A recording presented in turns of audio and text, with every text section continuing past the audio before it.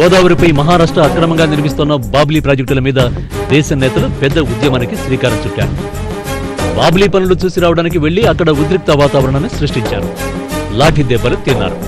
Sriram Sagar project దగ్గర సాక్షాత్తు అధినేత చంద్రబాబు ఒకరోజు నిరాహార దీక్ష చేసి కార్యకర్తలను ఆందోళనల వైపు ఉత్తేజపరిచారు. అటు ఢిల్లీకి రైలు యాత్ర చేసి జంతర్ మంతర్ దగ్గర ధర్నాకు దిగారు. సమస్యల తీవ్రతను కేంద్రం దృష్టికి తెచ్చే ప్రయత్నం చేశారు.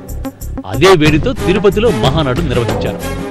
ప్రత్యామ్నాయ ఆర్థిక విధానాలు, సంపద పంపిణీ, తృతీయ ఫ్రంట్ ఏర్పాటు వంటి తీర్మానాలతో ప్రజలకు దగ్గరయ్యేందుకు టీడీపీ ప్రయత్నించింది. ఈ గత మహానాడు వరకు ప్రభుత్వం పైన, కాంగ్రెస్ పార్టీ పైన ప్రజల వ్యతిరేకత వస్తున్నా అది తెలుగుదేశం పార్టీకి అనుకూలమైన పరిస్థితులు పెద్దగా లేవేమో అని ఉంటుంది.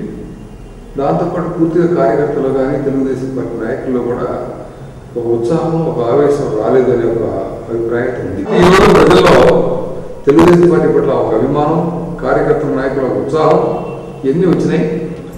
జూన్, జూలై నెలల్లో పార్టీలో సంస్థాగత మార్పులు చేశారు.